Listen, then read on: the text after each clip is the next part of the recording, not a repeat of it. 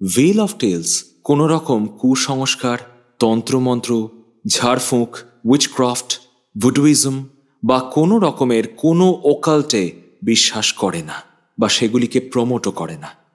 কাহিনীর স্রষ্টা গল্পের আবহ তৈরি করার জন্য এই সমস্ত উপাদানগুলি অনেক ক্ষেত্রে ব্যবহার করে থাকেন। সাহিত্য যেমন বাস্তবের প্রতিফলন, ঠিক তেমনি কল্পনার ভাঙা গড়ার আঙিনাও বটে। তাই সেখানে এই সমস্ত উপাদান অনেক সময়ই বিশেষ গুরুত্ব পায়। ভেল অফ টেলসে আজ দেবলীনা রায়চৌধুরীর কলমে আমাদের ইস্টার স্পেশাল কাহিনী লেলিথ। গল্পের পরিচালনা, প্রোডাকশন ও সাউন্ড ডিজাইন আমি শীর্ষেন্দু ভৌমিক, সহপরিচালনা এবং সহযোগিতায় Swagata Saha Bhowmik, poster design divine comedy. আমাদের আজকের গল্পটি আমরা নিয়েছি শালিধান প্রকাশনী থেকে প্রকাশিত তবুও কি সত্যি এই বইটি থেকে। তাহলে শুনতে থাকুন আমাদের আজকের ইস্টার স্পেশাল কাহিনী লেলিথ।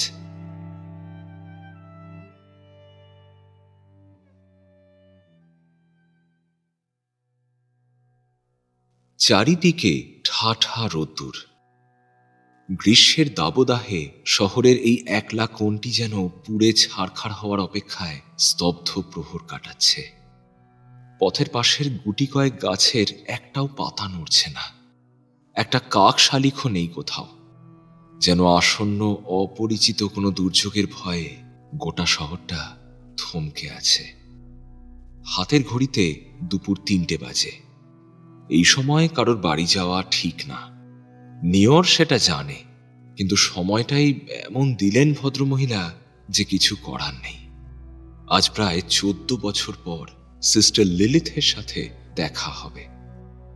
আজকাল আর কারোর সাথেই দেখা করেন না তিনি। নেহাত অনুরোধটা সোজাসুজি নিয়র করেছে, তাই সুযোগ পাওয়া গেছে। না হলে খোদ ডায়োসিসের বিশপকেও সসম্মানে না করে দিয়েছেন ভদ্রমহিলা। একটু এগিয়েই একটা ছোট্ট মিষ্টির দোকানে দাঁড়িয়ে একটু জল খেলো নিয়র। গলাটা শুকিয়ে গেছে এতখানি পথ হেঁটে। দোকানি বসে ঝিমোচ্ছিল। নিয়র আসতেই সজাগ হয়ে বসে কাঁধের রংচটা গামছা দিয়ে গলা, বুক, মুখ মুছতে মুছতে বললেন, কি চাই? কি লাগবে বলো, কি চাই? জলের জগটা রাখতে রাখতে নিয়র বলল, সিস্টার লিলিথ কোমসের বাড়ি কোনটা? দোকানি একটু গোমরা মুখে হাত তুলে দেখিয়ে দিলেন। গলিটা বেশ চওড়া। একদম শেষ প্রান্তে যে বাড়িটা সগর্বে এই পথের সমাপ্তি ঘোষণা করছে, সেখানেই থাকেন সিস্টার লিলিথ। নিয়র খান 10 মিষ্টি কিনে এগোলো সেই জীর্ণ বাড়িটার দিকে। বাড়িটার অবস্থা সত্যি ভালো নয়। কোনো এককালের লালচে রংটা কেমন ছড়ে যাওয়া পুরনো ক্ষতের মতো দেখাচ্ছে। ছোট্ট দোতলা বাড়ি। দোতলা বলতে একটাই ঘর ছাদে, যার দেওয়াল ফাটিয়ে কয়েকটা বটের ডাল বেরিয়ে এসেছে। একটা কাঠের খড়খড়ি ভাঙা জানালা। ভিতরটা দেখে মনে হচ্ছে যেন একটা অনন্ত অন্ধকার জমে আছে। নিচের ঘরগুলোর জানালাগুলো ভেজানো। সামনে এক ফালি বাগান। গাছের চেয়ে আগাছাই বেশি। হঠাৎ দেখলে মনে হয় বাড়িটায় যেন কেউ নেই। নিয়রের সামনে একটা মাঝারি লোহার গেট। হাতল ঘুরিয়ে মরচে ধরা গেটটা ঠেলতেই এমন একটা আওয়াজ হলো যেন মনে হলো গেটটা কুঁকিয়ে উঠল পুরনো ব্যথায়। আস্তে আস্তে এগিয়ে গেল নিয়র।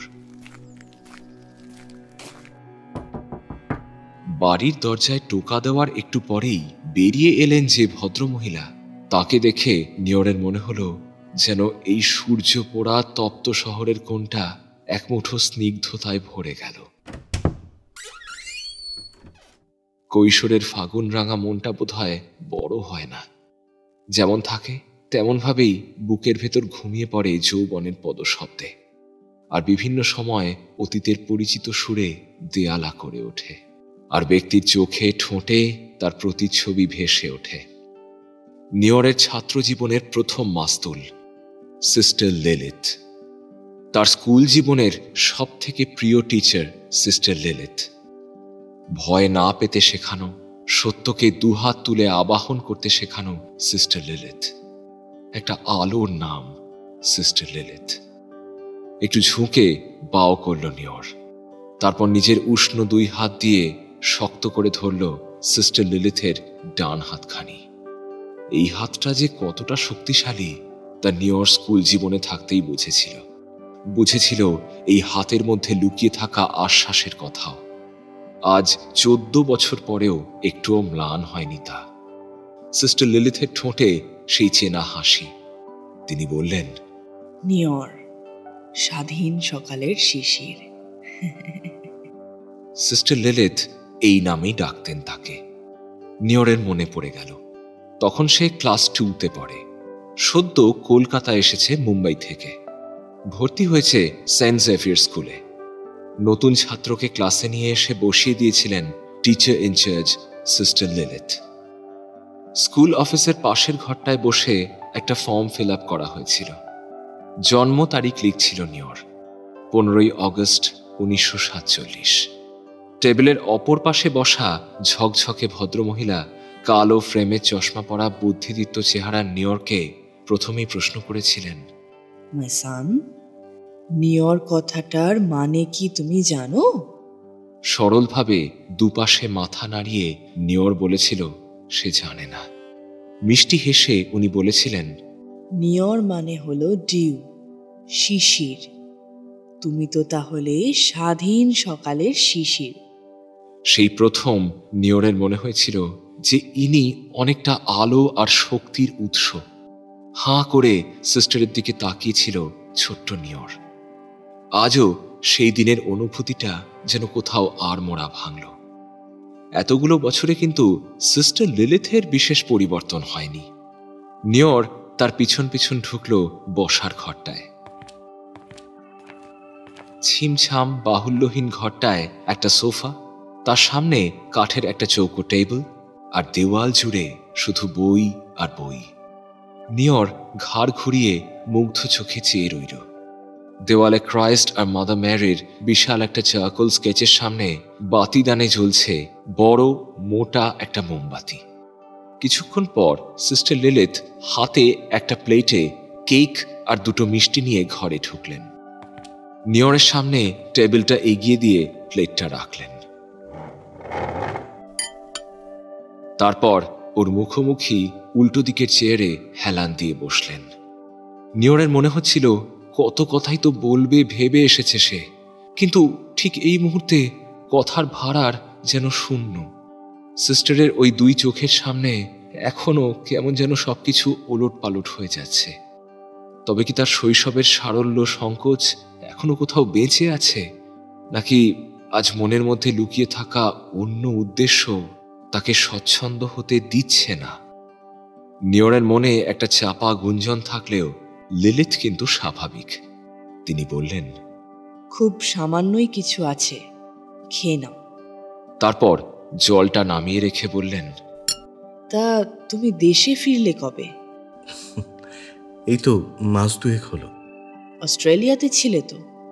না সিস্টার, মেলবোর্ন থেকে ভারতে ফিরে বছরখানেক এখানে কাজ করে আবার যেতে হয়েছিল ফ্রান্সের সার্গা অবজারভেটরিতে। ওখানেও প্রায় 1.5 বছর ছিলাম। তারপর আমেরিকায় 6 মাস। ওখানকার গ্রিন ব্যাংক অবজারভেটরিতে একটা প্রজেক্ট সুপারভিশন সেরে এই সদ্য দেশে ফিরলাম। লিলিথের মুখে এক প্রসন্নতা। নিয়র চেয়ে আছে তার মুখের দিকে।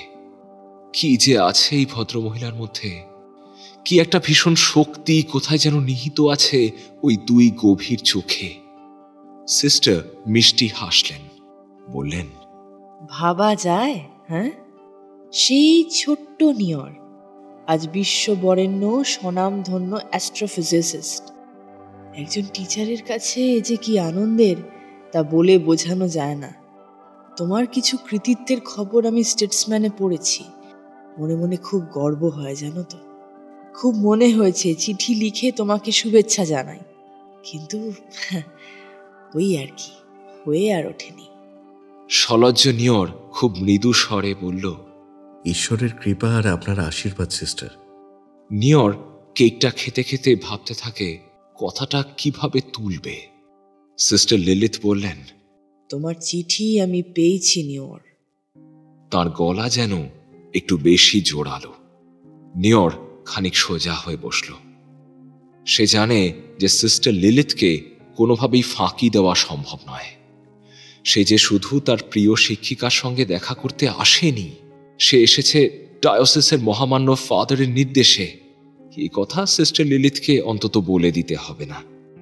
লিলিথ বললেন, And my boy, it's a big no from me. ওরা যা অসম্মান আমায় করেছিল তা কখনোই ভোলার নয় নিয়র। নিয়র শান্ত স্বরে বলল, সিস্টার, ওরা সত্যি খুব সমস্যায় পড়েছে। আমার বাবার কাছে ওরা দুবার এসেছিল আমার খোঁজে যখন আমি স্টেটসে। এইবার ওরা আমায় যে কিভাবে বলেছে আপনি জানেন না। ওরা নিজেদের ভুল বুঝতে পেরেছে সিস্টার। লিলিথের গলা ততোধিক শান্ত। নিয়রের কালো ফ্রেমের চশমা ভেদ করে সিস্টারের চোখ যেন বিঁধে গেল তার চোখে। তিনি বললেন, ওরা নিজেদের ভুলটা বুঝতে বেশ দেরি করেছে নিয়র। ওদের ভুলের মাসুল যে আমায় দিতে হয়েছে। ওরা ভীষণ স্বার্থপর, ভীষণ। তাই নিজেরা পারেনি বলে আজ তোমায় পাঠিয়েছে আমাকে রাজি করাতে। নিয়রের মনে একটু অপরাধ বোধ উঁকি দিচ্ছে। সে বলল, sister, I am sorry for this. কিন্তু আমি যে শুধু ওদের বার্তা নিয়েই আসিনি। আমি এই সুযোগটাও ছাড়তে চাইনি যে এত বছর পর আপনার সাথে আমার আবার দেখা হবে। আমি জানি তো সেটা নিয়র। আমি জানি তুমি কি মন নিয়ে এসেছো। আমি এও জানি যে ওরা কি প্ল্যানে তোমায় এই কাজে লাগিয়েছে। নিয়র কিছু একটা বলতে গেলে ওকে হাত তুলে থামিয়ে দিয়ে লিলিথ বললেন, you don't need to be sorry my dear. আমি জানি তো ওরা এইসব সুযোগ নিতে জানে আর নেবেও। তাই এর আগেও অগন্তিবার জন ব্যাপটিস্ট চার্চের ইস্যু নিয়ে আমার কাছে লোক এলেও আমি রাজি হইনি। এবারের চিঠিতে কিছু না লিখলেও আমি বুঝতে পেরেছিলাম ফাদার তোমার শরণাপন্ন হয়েছেন। আর ঠিক এই কারণেই, শুধুমাত্র আমি তোমার সম্মান রাখতেই এইবার দেখা করার সম্মতি দিয়েছি নিয়র। এর আগে কারোর সাথে আমি দেখা করতেও চাইনি নিয়র। নিয়রের লজ্জাবোধ বাড়ছে। এই নব্য যুবক অ্যাস্ট্রোফিজিসিস্ট এত বড় বড় প্রজেক্টে কাজ করে, আর আজ কি বিষয়ে সিস্টারের সামনে এসে সে এমন সংকুচিত হয়ে বসে আছে। সে কোনো রকমে বলল, সিস্টার, জন ব্যাপটিস্ট চার্চে সার্ভিস হয় না বহুকাল ধরে। আপনি যদি না... আমি গেলেই বা কি নিয়র? এমনিও হবে না। আর এতদিন ধরে যখন হচ্ছে না, তাহলে এখন কেন? বিগত 5 বছরে নতুন কি হয়েছে নিয়র ভেবে দেখেছ একবারও? আমি বলি শোনো, আগে এই চার্চ ছিল আন্ধেরি ডিনারির তত্ত্বাবধানে। এই বছর 5 হলো তা বম্বে আর্চ ডায়োসিসের অধীনে এসেছে। তাই এই 150 বছরের পুরনো পরিত্যক্ত প্রায় ভুলতে বসা চার্চকে এদের সরগরম করার তাগিদ জেগেছে। বুঝেছ? দে আর সেলফিশ নিয়র। ওরা সাধারণ মানুষের কথা কবে বুঝেছে বলো তো? ধর্মের নামে, মাতা মেরির নামে শুধুই তো ক্ষমতা প্রদর্শন আর শক্তির অপব্যবহার। নিয়র অবাক হয়ে শোনে। 10-12 বছর ধরে কারোর সাথে কোনো যোগাযোগ না রেখেও সিস্টার এত কথা জানলেন কি করে? নিয়রের ধারণা ছিল যে লিলিথ অতীতের সেই অপমানজনক ঘটনার পর সবকিছু থেকে বিচ্ছিন্ন। তার মুখে কথা সরল না। ইতিমধ্যে লিলিথ উঠে গিয়ে 2 কাপ চা নিয়ে এলেন। একটা টেবিলে রেখে নিজের কাপ থেকে এক চুমুক দিলেন নিঃশব্দে। তারপর বললেন, তুমি কি জানো নিয়র আমার সাথে ঠিক কি হয়েছিল 14 বছর আগে? নিয়র জানে সিস্টার লিলিথকে সেইটানের উপাসক বলে দাগিয়ে দিয়েছিল চার্চ। তিনি বহিষ্কৃত হয়েছিলেন ক্যাথলিক সমাজ থেকে। কিন্তু কি করে তা মুখে আনে সে শুধু ইতিবাচক মাথা নাড়ল। লিলিথ বললেন, তুমি জানো না, আমি তোমাকে বলি শোনো, এই এক জঘন্য ধর্মীয় রাজনীতি যার ফলস্বরূপ আমায় এত বড় ক্ষতি স্বীকার করতে হলো সারা জীবনের মতো। আসল সত্যিটাকে মহামান্য আর্চ বিশপ কোনো দিনই সামনে আসতে দেননি নিয়র, কোনো দিন না। তখন আমি ক্লাস 11-এ। আপনি চলে গেলেন। মনে হয়েছিল যেন একটা ছাদ সরে গেল আমার মাথার উপর থেকে। আপনার কাছে ইতিহাস পড়ে বুঝেছিলাম যে জয়ীদের ইতিহাসের পাশাপাশি পরাজিতদেরও একটা নিঃশব্দ ইতিহাস থাকে। সাহিত্য আপনার ক্লাসে জীবন্ত হয়ে উঠত সিস্টার। আমরা মুগ্ধ হয়ে শুনতাম, ভাবতে শিখেছিলাম আপনার হাত ধরে। সিস্টার, আপনার অভাববোধ ওই সময়টায় ভীষণভাবে নাড়িয়ে দিয়েছিল আমায়। সেই সময় আপনি চলে গিয়েছিলেন মেঘালয়ে। নিয়রের গলায় যেন একটা চাপা ক্ষোভ। একটা দীর্ঘশ্বাসকে চাপা দিয়ে লিলিথ বললেন, সে তো অনেক পরের ঘটনা। এই ঘটনার সূত্রপাত তার বেশ খানিকটা আগে। তোমরা তখন ছাত্র, তোমাদের পক্ষে ভিতরের রাজনীতি বোঝা সম্ভব নয়। নিয়র, একটা কথা জানবে, সব ধর্মের মধ্যেই না দু রকমের অন্ধকার থাকে। একরকম অন্ধকার যা আলোর বিপরীতে থাকে, এবং আর এক রকম অন্ধকার যা আলোর উৎসের ঠিক নিচে পুঁজ রক্তের মতো জমে থাকে। প্রথমটা আমাদের চেনা জানা, তাকে আমরা স্বীকৃতি দিই না নিয়র, সম্মান দিই না। কিন্তু দ্বিতীয় অন্ধকারটা, সে কিন্তু আমাদের পরিচিত পরিশীলিত আলোর অচেনা ভাঁজে লুকিয়ে থাকে। সে বড় ভয়ঙ্কর নিয়র, বড়ই ভয়ঙ্কর।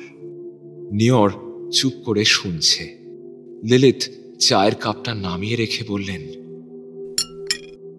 বুঝতে পারছো না তো? বেশ, তোমাকে আরো একটু পরিষ্কার করে বলি।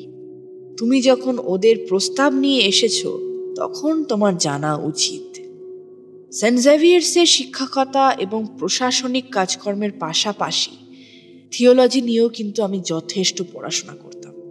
আমাদের ডায়োসিসের মধ্যে কোনো রকম জটিল এক্সোসিজম বা পরাবাস্তবিক ক্রিয়াকাণ্ডে আমার ডাক পড়তো সবার আগে।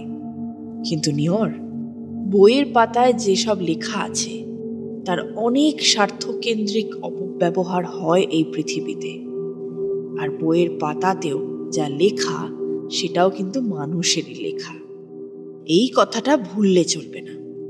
কলম হোক বা তরোয়াল, যার হাতে থাকবে সে তো নিজের সুবিধা মতোই ব্যবহার করবে। বলো, ঈশ্বরের প্রতি আমার প্রেম নিখাদ, নিষ্কলুষ, কিন্তু অভিমান যে একটা আছে, তা অস্বীকার করি কি করে? কেন শুধু নারী বলে সমান মর্যাদা পাবো না বলো তো আমরা? ঈশ্বর সর্বশক্তিমান, তিনি পরম পিতা। এই দেহ, এই মন তো তারই সৃষ্টি। কোন পাপে এইভাবে সেকেন্ড সেক্স হয়ে থাকতে হয় বলো তো আমাদের?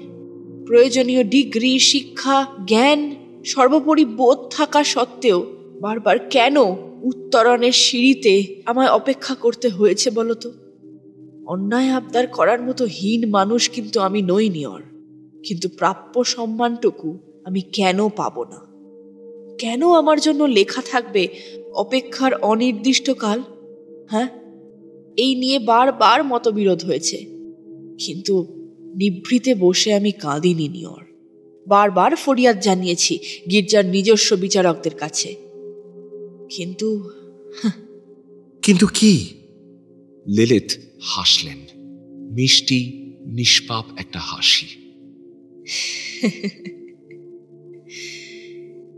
কিন্তু নিয়র, লিলিতরা চিরকাল বাইবেলে ব্রাত্য যে শেষমেশ গির্জার প্যারিশের ট্রায়াল বসল। আমি নিজের পক্ষে কোনো মেম্বারকেই বক্তা হিসেবে নিইনি। নিজের ব্যথা কি আর অন্য কেউ বুঝতে পারে বলো? চলল যুক্তি তর্কের দ্বৈরথ সমর। নিয়রের মনে অস্থিরতা বাড়ছে। সে বলল, তারপর সিস্টার? ফুলের মধ্যে কি করেছিলাম জানো নিয়র? হ্যাঁ, কি? যুক্তি, তত্ত্ব, তথ্য এসব দিতে দিতে উত্তেজনার মুহূর্তে বলেছিলাম, for I stand forth to challenge the wisdom of the world, to interrogate the laws of man and of God. একটু থামলেন লিলিথ, বললেন, বলেছিলাম সেইটানিক বাইবেলে এই কথাটা আছে, নারীদের মর্যাদা দিতে কুণ্ঠাবোধ করেন না লুসিফারের অনুগামীরা। তারাও তো ঈশ্বরেরই সৃষ্টি। তবে কেন এই বিভেদ? আর এটাই হলো আমার কাল। 3 মাস সময় চাইলেন গির্জার প্যারিশের কর্মকর্তারা। আমি যে স্যাটানিস্ট নই, অর্থাৎ আমি যে শয়তানের উপাসক নই, তা প্রমাণ করতে আমায় 2 মাসের জন্য মেঘালয়ের গারো পাহাড়ের কোলে তুরা ব্যাপটিস্ট চার্চে পাঠিয়ে দেওয়া হলো। ভীষণ অবাক হয়ে নিওর প্রশ্ন করল, কেন তুরা ব্যাপটিস্ট চার্চে কেন সিস্টার? ঘরের মোমবাতিটা কখন যেন নিভে গেছে। চেয়ার ছেড়ে উঠে গিয়ে সেটা জ্বালতে জ্বালতে লেলিথ বললেন, সারা পৃথিবী জুড়ে অনেক স্যাটানিক সংস্থা আছে নিওর। ঈশ্বরের যদি 1000 ভক্ত থাকে, তাহলে ঈশ্বরের প্রতি অভিমান করে, রাগ করে, তার থেকে মুখ ফিরিয়ে তার বিরোধী শক্তির অনুগত মানুষও তুমি কিন্তু 100টা পাবে। মেঘালয়, নাগাল্যান্ড, কোচি প্রভৃতি স্থানের আদিবাসীদের মধ্যে অনেকেই আছে যারা লুসিফারের পুজো করে। রক্ত পুজো, পশু বলি, নারী নির্যাতন, আরো অনেক রকম টর্চার চলে স্যাটানিজমের নামে। কিন্তু বেশিরভাগ ক্ষেত্রে তা কিন্তু বিধিসম্মত নয় নিওর। স্যাটানিক বাইবেল কিন্তু তা বলে না। আমি পড়েছি নিওর, আমি নিজে পড়েছি। স্যাটানিজম প্রশ্ন করে প্রচলিত নিয়ম নীতিকে, ধর্মের প্রচলিত বিধিনিষেধকে। কিন্তু কিছু মানুষ তার অপব্যাখ্যা করে সরল গ্রাম্য মানুষকে বিপথে চালনা করে। এতে তাদের অর্থপ্রাপ্তি, কামপূর্তি এইসব হয় আর কি। তো হ্যাঁ, যা বলছিলাম, গারো হিলসের তুরা ব্যাপটিস্ট চার্চের সম্পর্কে খবর ছিল সেখানে নাকি সেইটানিস্ট কার্যকলাপ চলছে এবং প্রায়ই নাকি শয়তানের অনুগামীরা চার্চের কবরস্থানে হানা দিচ্ছে। মহামান্য ডায়োসিয়ান বিশপ হুকুম দিলেন 3 মাসে প্যারিশের কর্মকর্তারা নিদান দেবেন আমার বিচারের। তার মধ্যে যেন আমি মেঘালয়ে এই তুরা ব্যাপটিস্ট চার্চে গিয়ে সেইটানিস্টদের কার্যকলাপ বুঝে তাদের বিরুদ্ধে একটা বিস্তারিত রিপোর্ট জমা দিই। এতে আমার কলঙ্ক ঘুচবে এবং ঈশ্বরের প্রতি আমার আনুগত্য প্রমাণিত হবে। অপমানের তীব্র বিষ পান করে মেঘালয়ে গেলাম, বুঝলে। এতটা বলে লিলিথ থামলেন। নিওরের দিকে তাকিয়ে বললেন, নিওর, একটু কফি খাবে? নিওর বলল, না সিস্টার, আপনি বলুন, আমি শুনতে চাই। এত কিছু যে হয়েছিল তা আমরা কেউই জানতে পারিনি কোনোদিন। আপনি ওখানে গিয়ে কি দেখলেন? কি এমন হলো যে আপনার মতো একজন ব্যক্তিকে চার্চ বহিষ্কার করলো? তারপর সিস্টার, তারপর কি হলো? মেঘালয়ে কি এমন হলো যে এইভাবে? কথাটা শেষ হতে না হতেই লিলিথ বললেন, সেটাই তো তোমায় বলছি আজ নিওর। যতটা তিক্ততা নিয়ে মেঘালয় গিয়েছিলাম ততটা আর ছিল না, জানো তো। পাহাড়িয়া প্রকৃতির একটা আলাদা উদারতা থাকে। তাছাড়া ওখানকার স্থানীয় মানুষদের ব্যবহার, ওদের জীবন সবটাই খুব ভালো লেগেছিল। বিশেষ করে পাহাড়ি আদিবাসীদের সারল্য, পরিশ্রম, মিষ্টি ব্যবহার পেয়ে কোথায় যেন মনে হতো, সন্দেহ হতো, এদের মধ্যে কি লুকিয়ে আছে খ্রাইস্ট বিরোধী মানুষ? আদৌ কি তারা ধর্মের বিরুদ্ধে, নাকি অন্য চোখে তারা জীবনকে দেখে, অন্য কোনো আঙ্গিকে? ধীরে ধীরে ভেজা সবুজ গাঢ় পাহাড়ের কোলে তুরা ব্যাপটিস্ট চার্চের একটা অংশ হয়ে উঠলাম। আমি হয়ে উঠলাম স্থানীয় বেশ কিছু পরিবারের আত্মীয়ার মতো। এবার আমি ওখানে যাওয়ার মাসখানেক যেতে না যেতেই প্রথমবার ওই চার্চ সংলগ্ন কবরখানায় রাতে হানা দিল দুষ্কৃতকারীর দল। পরদিন সকালে খানতিনে কবরে খোঁড়াখুড়ির চিহ্ন পর্যন্ত পাওয়া গেল। বুঝতে বাকি রইল না যে ধর্মবিরোধী কার্যকলাপের জন্যই এই অবস্থা। এরপর থেকে জানো নিওর, ব্যাপারটা প্রায় হতে লাগলো। চার্চের তত্ত্বাবধানে আমরা কয়েকজন মিলে তদন্ত করা শুরু করলাম। সিস্টার থামলেন। তিনি যেন একটু ক্লান্ত। নিওর বেশ অধৈর্য হয়ে পড়ছে, কিন্তু বারবার তাগাদা দিতে খারাপ লাগছে ওর। অগত্যা সিস্টার লিলিথের দিকে প্রশ্ন ভরা 2 চোখ মেলে তাকিয়ে রইল সে। বাইরে সন্ধ্যা নামছে। সারাদিনের গুমোট ভাবটা আর নেই। খোলা জানালা দিয়ে একটা ফুরফুরে হাওয়া আসছে, একটা নাম না জানা শান্তি নিয়ে। লিলিথ টেবিলের উপর রাখা জগটা থেকে জল খেলেন। 1 গ্লাস জল ভরে দিলেন নিওরকেও। গ্লাসটা হাতে নিয়ে নিওর শুনতে লাগলো সিস্টার লিলিথের নির্বাসনের আজব ইতিহাস। আমি একটু একটু করে স্থানীয় আদিবাসীদেরই একটা অংশ হয়ে উঠেছিলাম জানো তো। ওদের সাথে কথা বলে বুঝতে পারতাম যে ওদের মধ্যে কিছু মানুষের অনেক অনুযোগ আছে। ওদের সাধারণ জীবনযাপনের ছোট বড় অনেক সমস্যায় ওরা চার্চের সাহচর্য, সহানুভূতি কিছুই পায় না। অসুস্থতা, সামাজিক অনুষ্ঠানে আর্থিক সাহায্য কিংবা ধস নামলে নিশ্চিন্ত আশ্রয়, এগুলোর অভাব থেকেই পুঞ্জীভূত হয়ে উঠেছিল ওদের অভিমান। আমি বুঝতে পেরেছিলাম এই অভিমান দুর্জয় ক্ষোভের একটা ঘন কৃষ্ণ মেঘকে লালন করছে, কিন্তু কিন্তু হাতে নাতে কিছুই পাইনি তখনও। তবে আমি আমার মতো করে মিশতাম ওদের সাথে। পরম পিতার মঙ্গল বার্তা, খ্রাইস্টের করুণার কাহিনী বলতাম ওদের। রোগ, অসুস্থতা এসব নিয়ে আমার কাছে এলে আমি যতটুকু পারি, আমার যতটুকু সামর্থ্য, আমি তাই দিয়ে চেষ্টা করতাম ওদেরকে সাহায্য করার, তাদের চিকিৎসা করার। কিন্তু সময় লাগতো নিয়র, সময়। আর ওটাই যে ভীষণ কম ছিল। হয়তো আমি পারতাম জানো তো এই বিপথে যাওয়া মানুষগুলোকে বিশ্বাসের পথে, আলোর পথে নিয়ে আসতে, কিন্তু সেই সময়টুকু আমি পাইনি নিয়র। ক্ষোভ, অভিমান এগুলো মানুষকে অনেক দূরে নিয়ে চলে যায়, এত দূরে নিয়ে যায় যে সেখান থেকে আর ফেরার পথ পাওয়া যায় না। আধারে চোখ সয়ে এলে আলোর প্রয়োজন আর কতই বা। সিস্টারের কণ্ঠে বিষাদের ছোঁয়া। নিয়র এতক্ষণ ভরা গ্লাস হাতে নিয়েই বসেছিল। কৌতূহলী চোখে সে আবার প্রশ্ন করল, তারপর সিস্টার? লিলিথ একটু অস্থির গলায় বলতে লাগলেন, সমস্যাটা হলো যখন ইস্টারের পরের দিন একদল আততায়ী এসে হানা দিল চার্চে। প্রায় রাত 3:30 নাগাদ হঠাৎ চার্চের উত্তর দিকের ট্রান্সেপ্ট থেকে ধোঁয়ার কুণ্ডলি উঠতে দেখা গেল। আমি প্রথম দেখি।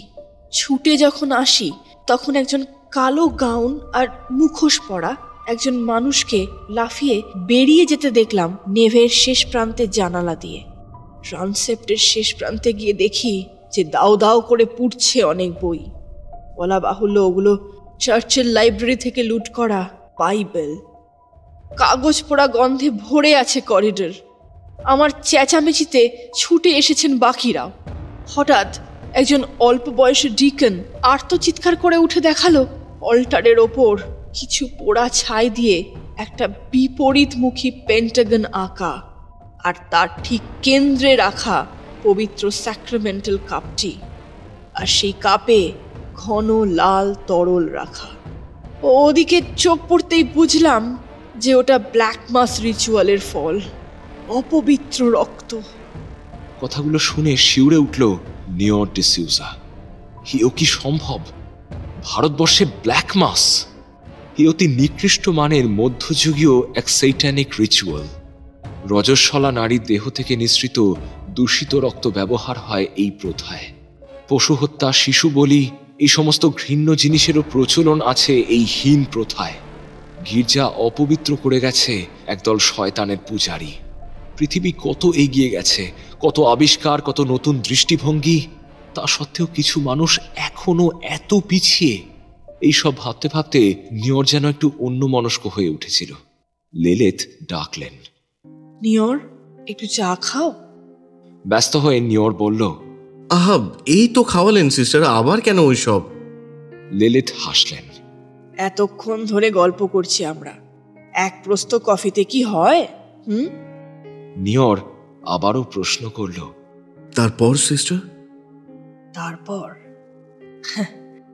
তারপর উপসংহার, হালকা গলায় বললেন সিস্টার লিলিথ। ডায়োসিসের চাপে তড়িঘড়ি রিপোর্ট বানালাম। স্থানীয় পুলিশ তৎপর হয়ে কয়েকজনকে গ্রেফতার করলো। তারা সবাই গরিব আদিবাসী, ওদের মধ্যে আবার 2টো কিশোর। চিরকাল ছাত্র পড়িয়েছি, তাই ওদের দেখে বুক বাজলো। পুলিশ শনাক্ত করতে বলল, কিন্তু কোনো উপায় ছিল না জানো তো।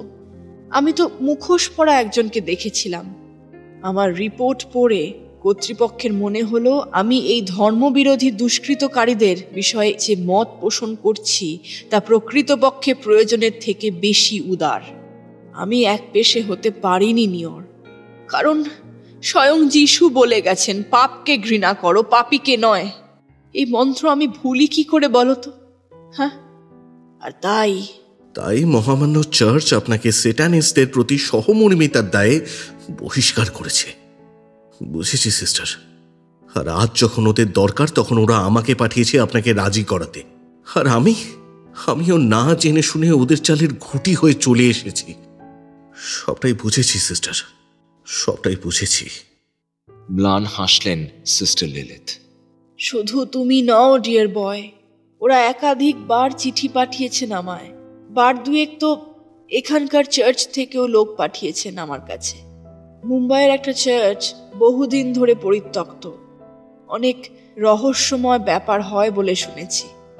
ডায়োসিসের কর্তৃপক্ষ চান আমার তত্ত্বাবধানে ওখানে একটা এক্সোরসিজম রিচুয়াল হোক, যাতে ওই চার্চ অশুভ শক্তি থেকে মুক্ত হয়ে সসম্মানে পুনঃপ্রতিষ্ঠিত হতে পারে। আমি জানি নিয়র, কিন্তু এত কুৎসিতভাবে আমায় কোণঠাসা করার ইতিহাসটা এখনো ভীষণ দগদগে হয়ে রয়েছে জানো তো। তাই আমি রাজি নই।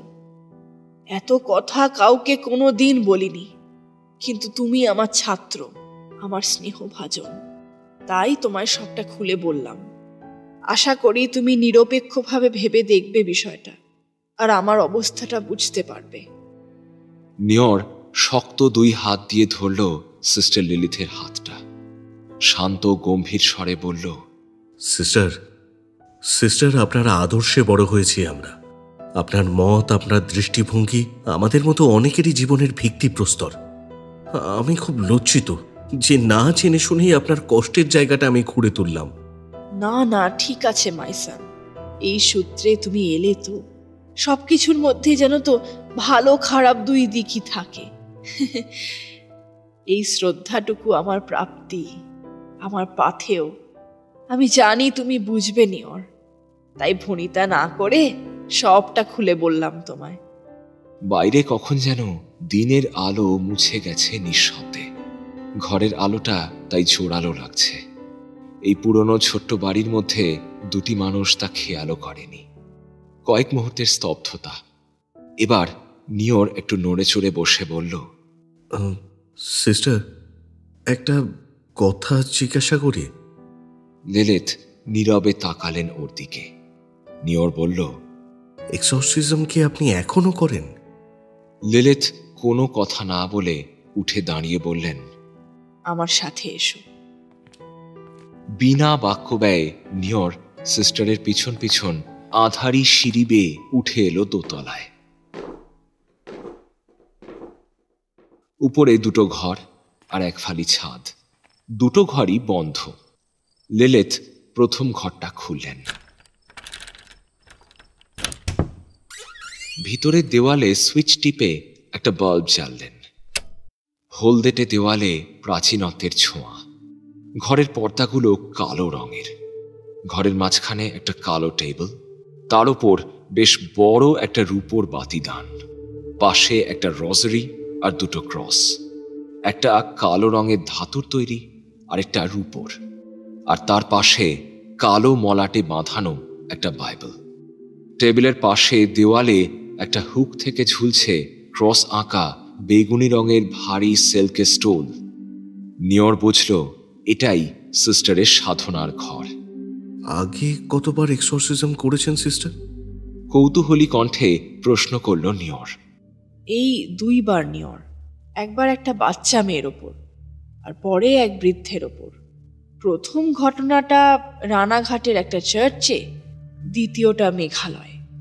কিন্তু কোনো স্থান ভিত্তিক এক্সোরসিজম আমি আগে করিনি।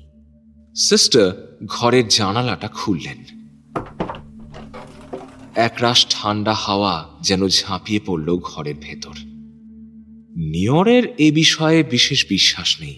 সে বিজ্ঞানী, কিন্তু পুরোটাও সে উড়িয়ে দিতে পারে না, কারণ তার পরিবারের মধ্যে একটা ধর্মীয় পরিবেশ সে চিরকাল পেয়ে এসেছে। দ্বিধার দোলাচলে দুলতে থাকা মন থেকেই সে প্রশ্নটা করে ফেলল। আচ্ছা, সত্যি কি এক্সোরসিজম হয়? অশুভ আত্মা বা পজিশন, এগুলো কি সত্যি? লিলিথ বললেন, একবার তাকিয়ে দেখো তো তোমার ছায়াটার দিকে। ওটার কি ভর আছে? নির্দিষ্ট ওজন বা আকার কিছু আছে? চুপ করে রইল নিয়র। লিলিথ যেন এক স্নিগ্ধ রহস্যময় কণ্ঠে বললেন, আছে বা নেই বলাটাও বেশ মুশকিল, তাই না? তবুও তুমি তোমার এক ইন্দ্রিয় দিয়ে ছায়া দেখতে পাও, অন্য ইন্দ্রিয় দিয়ে পাও না। ঠিক এরকম আরো অনেক গুণ সূক্ষ্মভাবে একটা অন্য অস্তিত্ব আমাদের চেনা জানা পৃথিবীর পাশে ছায়ার মতো থাকে। সঠিক আলোতেই তা ধরা পড়ে। অশিক্ষার বা অজ্ঞতার অন্ধকারে তা যেমন দেখা যায় না, শিক্ষার চোখ ধাঁধানো আলোতেও তা ধরা পড়ে না নিয়র। তাই বলে সেই ছায়া জগৎ নেই তা কিন্তু নয়। আমরা মানুষ, ঈশ্বরের সৃষ্ট শ্রেষ্ঠ জীব, কিন্তু জীব তো।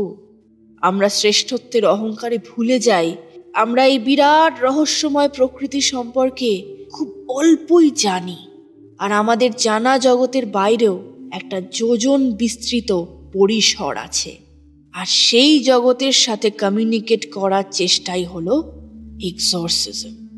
সবসময় মন্দ আত্মাই পজেস কেন?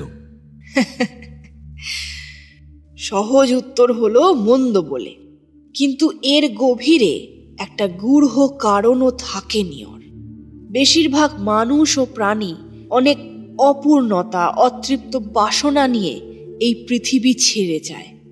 কর্পূর উবে গেলেও যেমন সুগন্ধ থেকে যায়, তেমনি এই নশ্বর শরীর ফুরিয়ে গেলেও সেই সব বাসনা, অতৃপ্তি, আকাঙ্ক্ষার একটা আবছা অস্তিত্ব থেকে যায়, আর তার থেকেই কোনো দেহ বা স্থান অধিকার করার এই প্রবণতা। নিয়র ভাবল, সত্যি সিস্টার লিলিথের দৃষ্টিভঙ্গি কতটা আলাদা। সে জানে সিস্টার এই কাজে যাবেন না, সেও তাকে যেতে বলবে না, কিন্তু এই কাজ যদি কেউ পারে তবে তিনিই পারবেন। সন্ধ্যা পেরিয়ে গেছে। নিয়র এবার উঠে পড়ল। লিলিথের দৃষ্টিতে একটা নীরব অসহায়তা। নিয়রের হাতটা ধরে তিনি বললেন, আত্মসম্মানের সাথে আপোষ করতে পারলাম না ডিয়ার বয়, আমায় ক্ষমা করো। নিয়রের আজ সত্যি কষ্ট হচ্ছে সিস্টার লিলিথের জন্য। সে বলল, সিস্টার, আমি আপনার জায়গায় থাকলে ঠিক এইটাই করতাম। আপনি চিন্তা করবেন না, আমি আবার এখানে এলে আসবো শুধু আপনার কাছে। ভালো থাকবেন।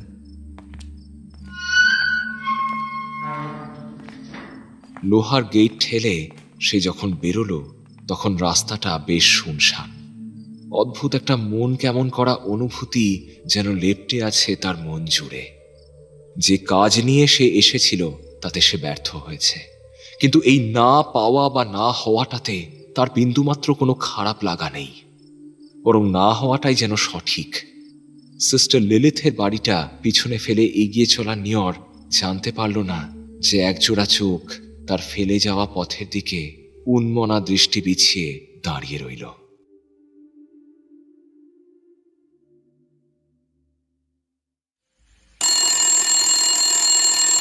ল্যান্ডফোনটায় এসটিডি কলের টানা রিং। সকাল 7:30। খবরের কাগজে চোখ বোলাতে বোলাতেই ফোনটা ধরল নিয়র। ওপাশে ভীষণ চেনা সেই কণ্ঠস্বর, sister Lilith. Good morning my son. Very good morning sister. এত সকালে?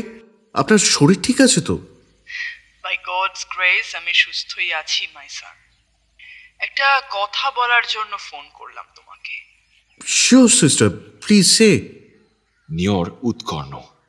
আসলে আমি বলছিলাম, তুমি যে বিষয়টা নিয়ে আমার সাথে কথা বলতে এসেছিলে তাতে আমি তখন না করেছিলাম। নিয়র বেশ অবাক। সিস্টার লিলিথ এক কথার মানুষ। উনি যখন বলেছেন যে এই কাজ করবেন না, তখন উনি কিছুতেই করবেন না। হতে পারে হয়তো অন্য কারোর কথা বলবেন। সে শুধু বলল, হ্যাঁ সিস্টার, আমি আপনার জায়গায় হলেও এই একই কাজ করতাম। এক মুহূর্তের নীরবতা। লিলিথ বললেন, নিয়র, আমি অনেক ভাবলাম জানো তো। এত বছর ধরে নিজের সম্মান, নিজের ব্যক্তিত্ব এসব নিয়ে তো অনেক ভাবলাম। এবার বোধহয় একটু অন্যভাবে ভাবা উচিত। ঈশ্বরের স্থান এতদিন ধরে অব্যবহৃত হয়ে রয়েছে। আমার বৈরিতা তো আর তার সাথে নেই। তাছাড়া সেদিন তোমায় সবটা বলতে বলতে মনে হলো, আমি বা ওদের থেকে আলাদা কি করে? হ্যাঁ, আমিও তো স্বার্থপরের মতো ওদের প্রত্যাখ্যান করছি, অস্বীকার করছি বারবার ওদের ডাক। না নিয়র, না, আমি মন বদলেছি নিয়র, আমি যাব। তুমি ফাদারের সাথে কথা বলো, বলে আমার যাওয়ার ব্যবস্থা করো, ঠিক আছে? সিস্টার, আপনার এই সিদ্ধান্ত শুধু আমার জন্য, তাই না? একেবারেই না মাই সন, এটা সম্পূর্ণ আমার সিদ্ধান্ত, যথেষ্ট ভেবে চিন্তে নেওয়া। তবে তোমার সাথে কথা বলে মনের কোনো একটা অন্ধকার কোণে অবশ্যই একটা আলোর রেখা প্রবেশ করেছে নিয়র। তবে তুমি অনুঘটক মাত্র, মনের সেই দরজা আমি নিজেই খুলেছি। আমি বম্বে আসবো নিয়র, তুমি ডায়োসিসের কর্মকর্তাদের জানিয়ে দাও, ওরা শীঘ্র ব্যবস্থা করুক। নিয়র বাকরুদ্ধ, ফোন রেখে দিল সে। খবরের কাগজটা আর পড়া হলো না। খোলা কাগজের উপর শূন্য দৃষ্টি মেলে সে বসে রইল। সিস্টার লিলিথের জায়গায় সে নিজে থাকলে এ কাজ করতে পারত কি? যারা তাকে ঠকিয়ে বহিষ্কার করল ধর্মীয় প্রতিষ্ঠান থেকে, সেই তাদেরই প্রতিষ্ঠান বাঁচানোর চেষ্টা করতে সিস্টার লিলিথ আসবেন? সব ব্যবস্থা নিয়রই করল। সেন্ট জনস ব্যাপটিস্ট চার্চের কর্ণধাররা আর্থিক দায়িত্ব তুলে নিলেন সানন্দে। দাদার স্টেশনে যখন সিস্টার লিলিথ নামলেন, তখন প্রায় দুপুর। তিনি দেখলেন নিয়র অপেক্ষা করছে তার জন্য। সিস্টারকে দেখে এগিয়ে এসে তাকে অভিনন্দন জানিয়ে হাত থেকে সুটকেস নিয়ে গাড়িতে তুলল সে।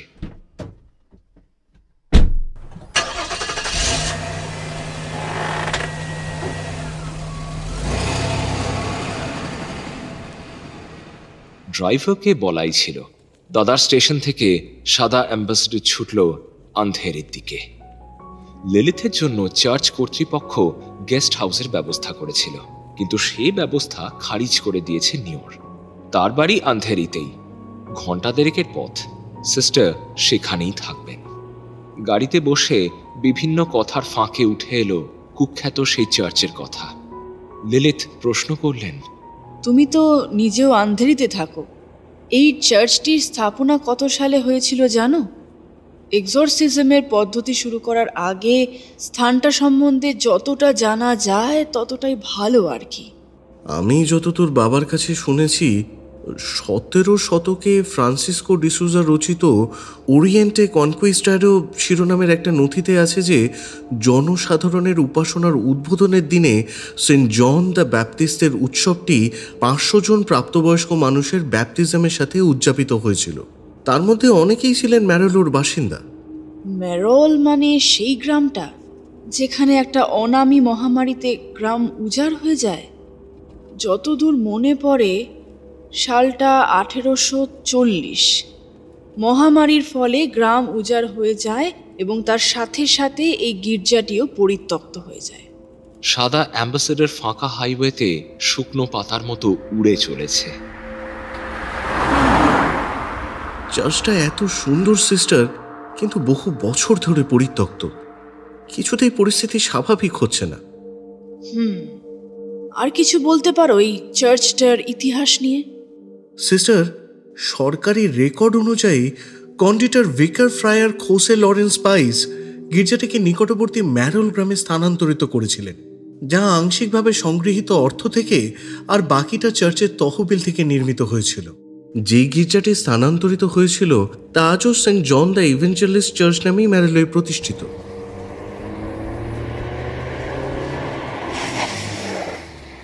ড্রাইভার পথের পাশে একটা ছোট্ট দোকানে দাঁড়ালো। এতখানি পথ এসেছেন লিলিথ, একটু চা খেলে মন্দ হয় না। শীতের বেলায় মাটির ভাঁড়ে ধুমায়িত চা আরাম করে চেয়ে চুমুক দিলেন লিলিথ। তিনি গাড়িতেই বসে আছেন। নিয়র নেমে দাম মিটিয়ে দিয়ে এসে দাঁড়ালো গাড়ির সামনে। জায়গাটা খুব সুন্দর, দুপাশে মাঠ, আর তার মাঝে চওড়া পথ চলে গেছে দিগন্তের দিকে। তুমি তো বিজ্ঞানী নিয়র, তুমি কি বিশ্বাস করো এই সমস্ত পদ্ধতিতে? মানে এই যে আমায় তুমি সেন্ট জনস ব্যাপটিস্ট চার্চের বিষয়ে বলতে গিয়েছিলে, সেটা কি তুমি মানো বলে নাকি শুধুই ধর্মের দায়ে? নাকি তুমিও ওদের রাজনীতির মধ্যেই পড়ো? নিয়র গলাটা পরিষ্কার করে নিয়ে বলল, সত্যি বলতে সিস্টার, আমি খুব একটা বিশ্বাস করি না এসব ব্যাপারে, কিন্তু খুব যে অবিশ্বাস করি তাও নয়। বিশ্বাস আর অবিশ্বাসের মাঝে একটা ছোট্ট ছায়াপথ থাকে। আমি সম্ভবত সেই পথেই কোথাও রয়েছি। লিলিথ মন দিয়ে শুনছিলেন নিয়রের কথা। সে একটু থেমে আবার বলল, জানি না সিস্টার, বিজ্ঞান মানি প্রমাণ কোনো কিছুর প্রতি বিশ্বাসকে সুদৃঢ় করে, আবার আপনার শেখানো চিন্তাধারাকেও সম্মান করি। যে যা কিছু প্রমাণিত সেটাই যে চূড়ান্ত সত্য তা নয়। তাই আমি নিরপেক্ষভাবেই জানতে চাই, দেখতে চাই সবটা। আর এ কথাও আমি জানি যে তোমার বাবা রাজ্য সরকারের উঁচু পদে ছিলেন এবং তিনি অত্যন্ত ধর্মপ্রাণ একজন ব্যক্তি।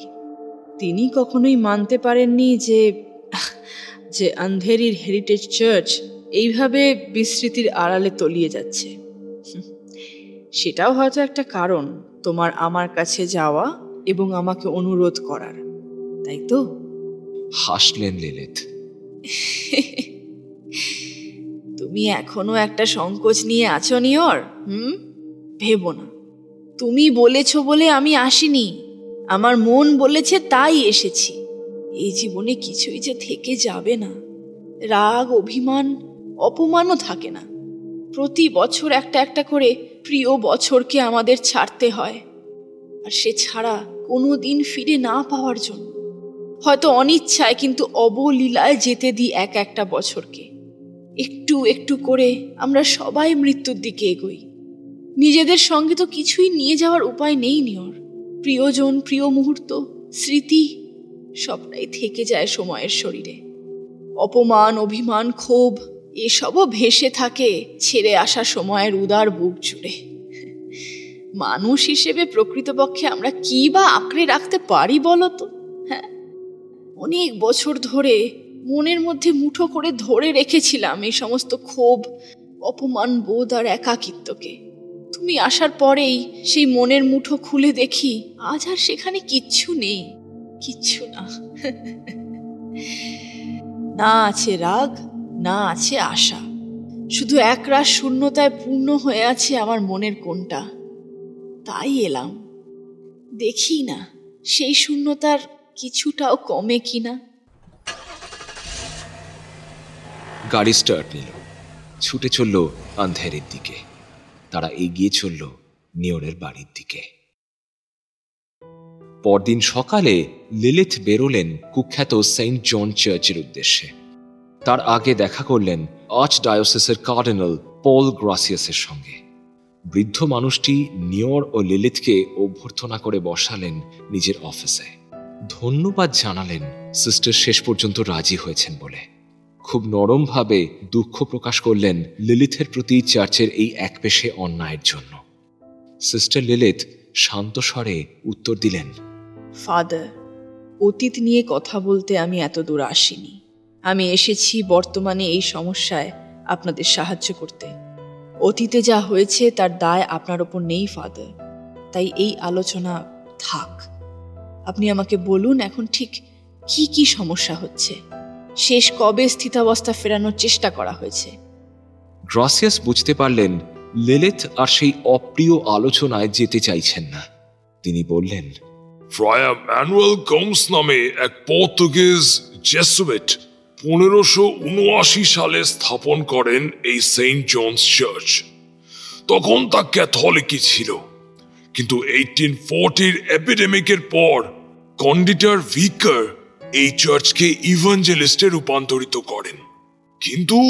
কিন্তু চার্চটিতে অস্বাভাবিক কিছু ঘটতে থাকে, তাই তো? কোনো রিলিজিয়াস সার্ভিস হয় না এখন? না সিস্টার লিলিথ। কার্ডিনালের গলায় হতাশা। এই বিষয়টা গোটা আর্চ ডায়োসিসকে নাজেহাল করে রেখে দিয়েছে। অনেক চেষ্টা করা হয়েছে, কিন্তু সব বিফলে গেছে। যতবার পিউরিফিকেশনের ব্যবস্থা করা হয়েছে ততবার সব ব্যর্থ হয়েছে।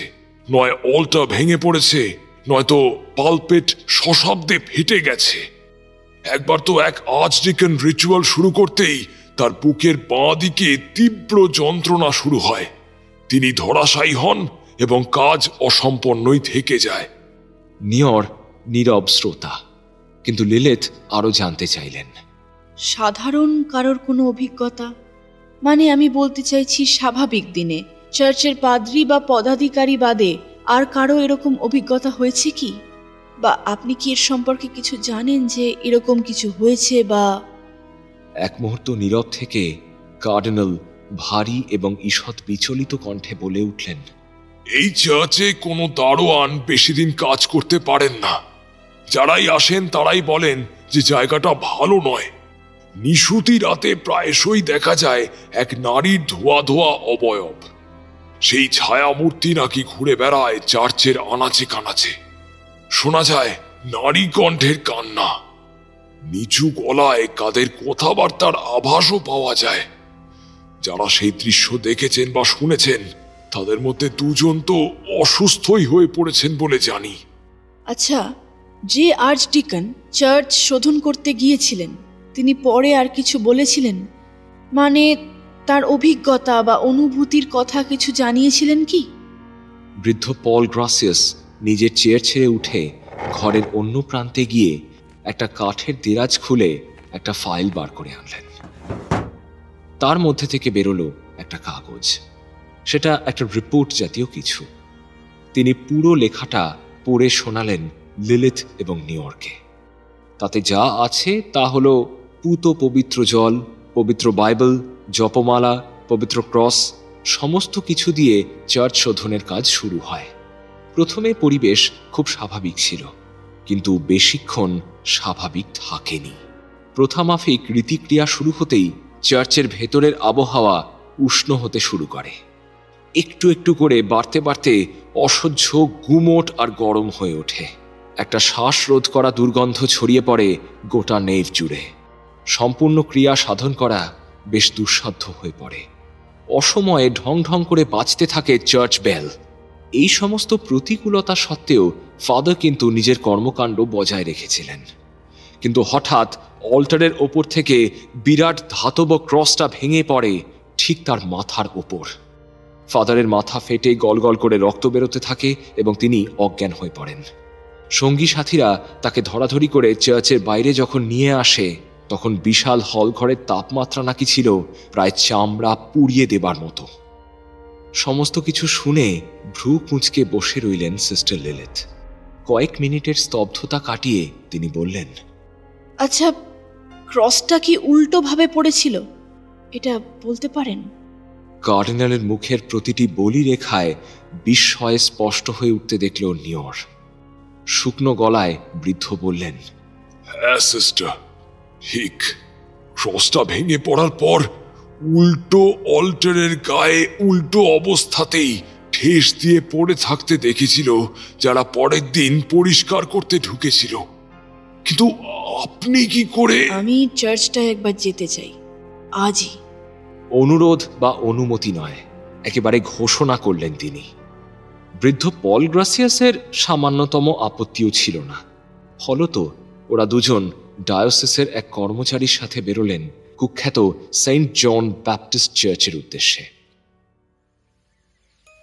সেন্ট জন ব্যাপটিস্ট চার্চ, সময় 1977।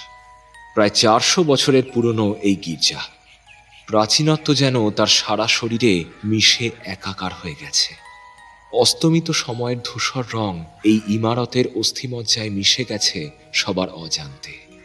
গির্জাটি সান্তা ক্রুজের বৈদ্যুতিক রপ্তানি প্রক্রিয়াকরণ অঞ্চলের অন্তর্গত হয়েছে বছর 4 হলো।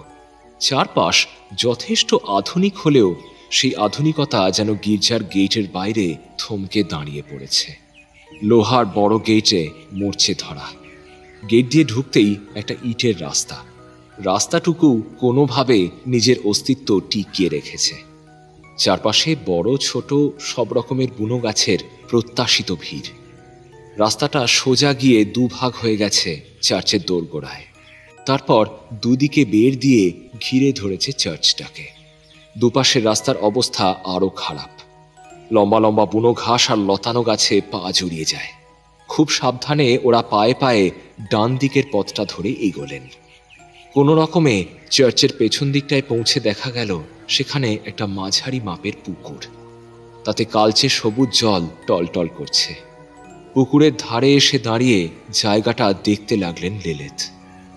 নিয়রের চোখও জলের দিকে।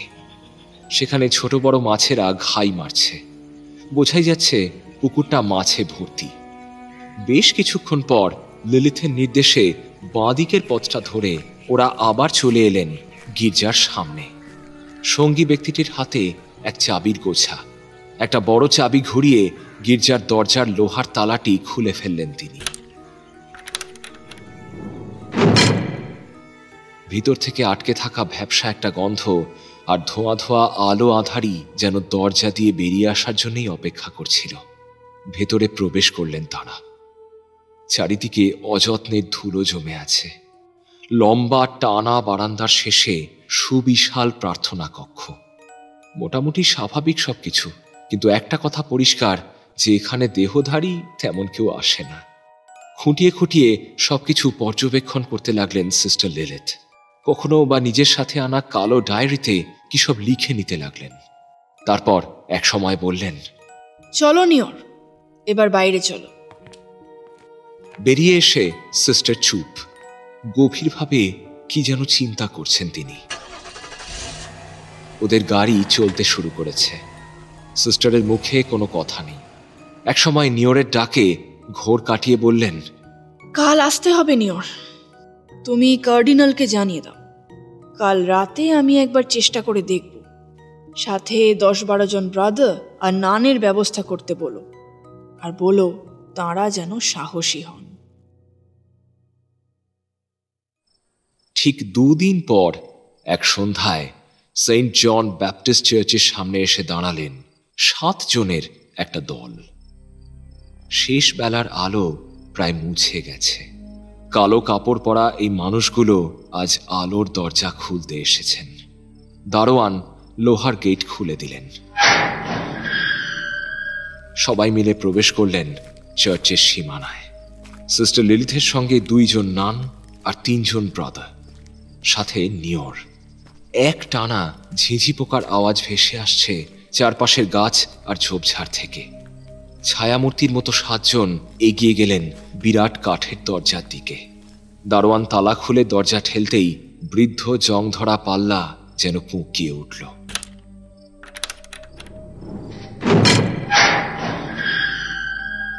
দারোয়ান চলে গেলেন লোহার ফটকের কাছে, আর 7 জনের দলটা প্রবেশ করল আলো আধারী চার্চের মধ্যে। কার্ডিনালের নির্দেশে ওদের আসার আগেই চার্চের ভেতরটা পরিষ্কার করা হয়েছে। চারিদিকে জ্বালিয়ে রাখা হয়েছে মোমবাতি। চার্চের হাওয়ায় ভেসে আছে ভারী সুগন্ধ। বাইরে তবু রাতের একটা শব্দ ছিল, কিন্তু ভেতরটা একেবারে নিস্তব্ধ, নীরব। রুদ্ধশ্বাস 7টি মানুষ প্রস্তুতি নিতে লাগলেন আসন্ন এক অপ্রত্যাশিত পরিস্থিতির জন্য। পবিত্র ক্রস, বাইবেল, জপমালা প্রভৃতি গুছিয়ে নিয়ে এক সময় নিঃসীম নীরবতা ভেঙে লিলিথ সকলের উদ্দেশ্যে বললেন, এক্সরসিজমের প্রকৃত অর্থ কিন্তু কোনো জীব বা স্থানকে ঋণাত্মক বা ধ্বংসমূলক প্রভাব থেকে মুক্ত করা। এই পদ্ধতির মাধ্যমে কিন্তু আমরা কারো কোনো ক্ষতি সাধনের চেষ্টা করব না, এবং এরকম ইচ্ছা যেন আমাদের মনেও না আসে। এই ধরনের আচারের প্রথম এবং প্রধান শর্ত হল যে মনের ওপর করা শাসন। লোভ, ভয়, দুঃখ প্রভৃতি অনুভূতি বারবার আসবে, কিন্তু মনকে এইগুলির প্রভাব থেকে মুক্ত রাখতে হবে। সকলে প্রস্তুত হও তোমরা। এবার আমরা এক্সরসিজমের তৃতীয় তথা সবচেয়ে গুরুত্বপূর্ণ পর্যায় শুরু করব। তোমাদের কারোর কোনো প্রশ্ন থাকলে আমাকে বলতে পারো। নিয়র উসখুস করছিল। তৃতীয়? তাহলে প্রথম 2টি পর্যায় কি কি? গোটা চার্চ নিঃশব্দ। শুধু ওদের কণ্ঠস্বর প্রতিধ্বনির সাথে যেন দোসর পাতিয়েছে। মৃদু গম গম করছে যেন। মোমবাতির শিখাগুলো থরথর করে কাঁপছে না জানি কোন এক অজ্ঞাত আশঙ্কায়। লিলিথ শান্ত অথচ ভারী গলায় বললেন, পর্যবেক্ষণ হলো প্রথম ধাপ। আক্রান্ত ব্যক্তি বা প্রভাবিত স্থানকে ভালো করে পর্যবেক্ষণ করা। 2 দিন আগে আমরা সেটা করেই গিয়েছিলাম। দ্বিতীয় পর্যায়ে আজ আমরা এই পবিত্র বস্তুগুলি এখানে নিয়ে এলাম।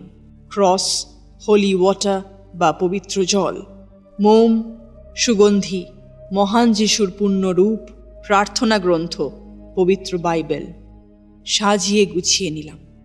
এটি হলো দ্বিতীয় পদক্ষেপ। প্রশ্নের নিরসন শুধু যে নিয়রের হলো তা নয়, উপস্থিত সকলেরই জানা হয়ে গেল বিষয়টা। এবার সিস্টার লিলিথ নির্দেশ দিলেন মেঝেতে বড় বড় মোম জেলে তৈরি করা ষড়ভুজের চারপাশে সকলকে এসে দাঁড়ানোর জন্য। 2টি বিপরীতমুখী ত্রিভুজ একে অপরকে মাঝ বরাবর কেটেছে। স্টার অফ ডেভিড, তারাটির প্রতিটি মুখে একজন করে দাঁড়ালেন ওরা। নিয়র একটু দূরে একটা চেয়ারে বসে দেখতে লাগলো তাদের কার্যকলাপ। বিজ্ঞানীর চোখের সামনে শুরু হলো অদ্ভুত এক জগতের প্রতি বিশ্বাসের আবির খেলা। প্রত্যেকের হাতে প্রার্থনা গ্রন্থ। সিস্টার লিলিথ হাওয়ায় ক্রস এঁকে গম্ভীর কণ্ঠে শুরু করলেন তার প্রার্থনা। ইন নমিনে পাত্রেস এট ফিলি এট স্পিরিতুস সাংক্তে, আমেন। মহান পিতা এবং পুত্র এবং পবিত্র আত্মার নামে, amen. God of power, who promised us the Holy Spirit through Jesus your Son, we pray to you for these catechumens who present themselves before you. Protect them from the spirit of evil and guard them against error and sin, so that they may become the temple of your Holy Spirit. হে সর্বশক্তিমান ঈশ্বর, যিনি আপনার পুত্র যিশুর মাধ্যমে পবিত্র আত্মার প্রতিশ্রুতি দিয়েছেন, আমরা খ্রিস্ট ধর্মের এই পবিত্র স্থান ও ব্যক্তিদের জন্য আপনার কাছে প্রার্থনা করি, যারা আপনার কাছে নিজেদেরকে সঁপে দিয়েছে। মন্দ ও পাপময় আত্মার অস্তিত্ব থেকে তাদের রক্ষা করুন ও ভুলকৃত ও পাপ থেকে মুক্ত করুন, যাতে তারা আপনার পবিত্র আত্মার মন্দির হয়ে উঠতে পারে। গম্ভীর স্বরে প্রার্থনা চলছে। একটানা সুর পাক খাচ্ছে সারা ঘরের ভেতর। চারপাশের মোমগুলো জ্বলছে। থিরথির করে কাঁপতে থাকা শিখাগুলো প্রাচীন দেওয়ালে মানুষগুলোর বিশাল বিশাল ছায়া তৈরি করছে। আর সেই কম্পমান কালো ছায়াগুলো দেওয়ালের গায়ে ধীরে ধীরে দুলতে দুলতে যেন সৃষ্টি করছে একটা বলয়। একটানা মন্ত্রের সুর এক অশরীরী অস্তিত্বের মতো নিস্তব্ধ চার্চের ফাঁকা নেভে ভেসে বেড়াতে লাগলো। অদ্ভুত এক অনুভূতি। ক্রিয়া চলতে লাগলো। ঈশ্বরের দূত মাইকেলের উদ্দেশ্যে লিওলাইন মন্ত্রোচ্চারণ চলছে। Saint Michael, the archangel, defend us in battle. Be our protection against the wickedness and snares of the devil. Saint Michael, যিনি ঈশ্বরের দূত, এই যুদ্ধে আমাদের রক্ষা করুন। শয়তানের অসদাচার থেকে আমাদের রক্ষা করুন। সুরের মূর্ছনা ঢেউয়ের মতো উঠছে নামছে। বাইরের ঝোপ থেকে ভেসে আসছে শেয়ালের ডাক। গোটা চার্চ জুড়ে অপার্থিব একটা পরিবেশ। বাইরে ম্রিয়মান জ্যোৎস্না, কেউ কোথাও নেই। অনেকটা সময় পেরিয়ে গেছে। একটানা প্রার্থনা চলছে। হঠাৎ ওটা কি? শান্ত পরিবেশ খান খান করে দিয়ে শোনা গেল এক নারী কণ্ঠের পৈশাচিক অট্টহাসি।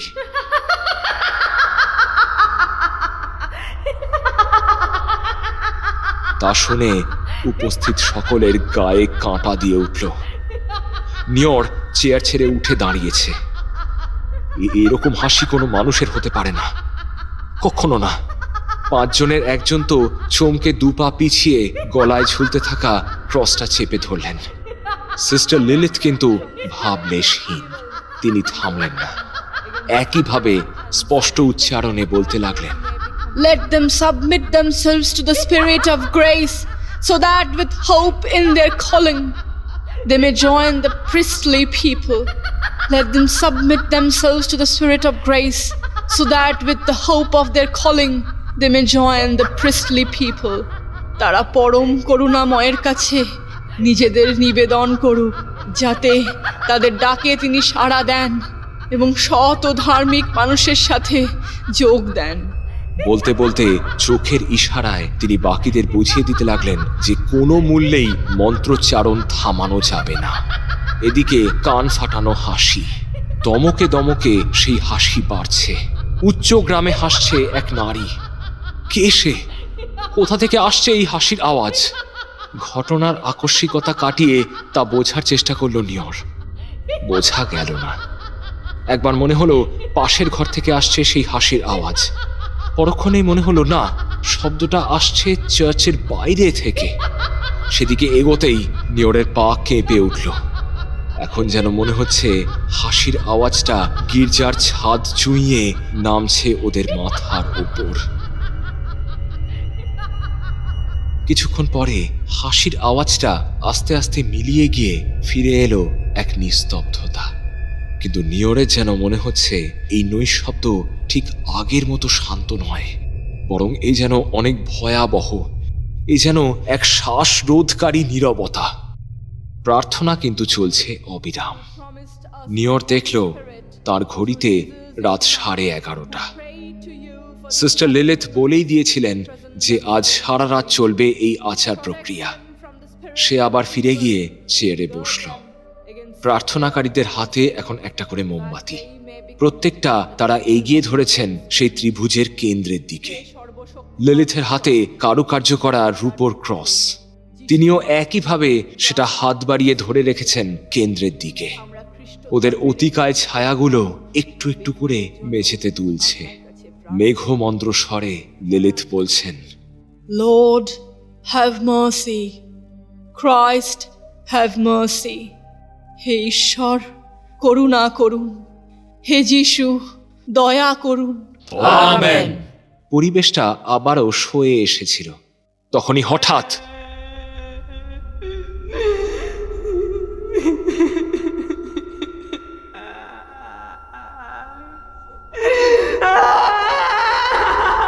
তীক্ষ্ণ নারী কণ্ঠে বুক ফাটা কান্না।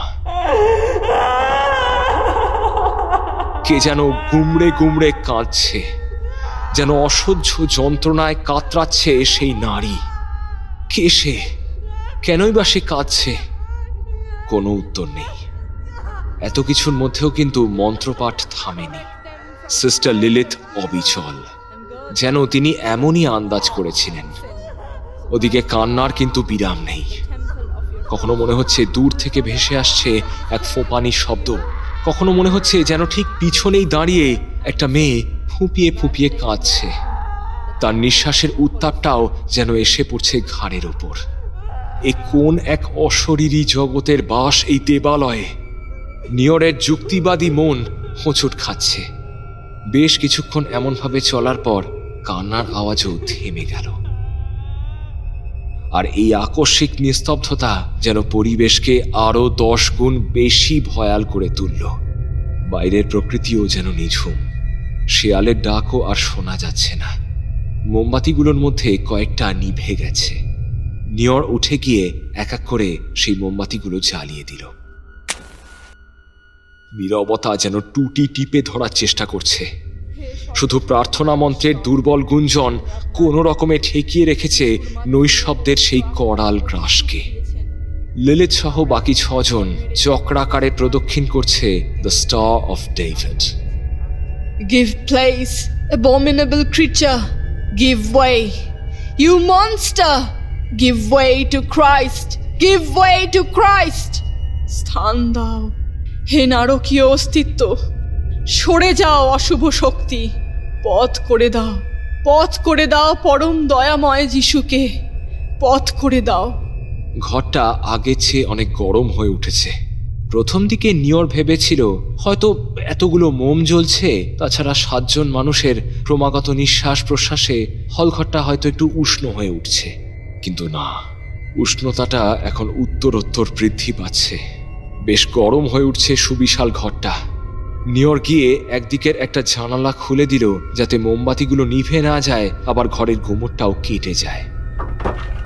সিস্টার লিলিথ একাগ্র চিত্তে পাঠ করছেন ঈশ্বরের মন্ত্র। এসব অপ্রাকৃতিক ঘটনা পরম্পরার কিছুই যেন তাকে বিচলিত করতে পারছে না। বরং বাকি 5 জনের কেউ কেউ কখনো থেমে গেলেও চোখের ইশারায় তাকে অভয় দিয়ে অব্যাহত রাখতে বলছেন প্রার্থনা।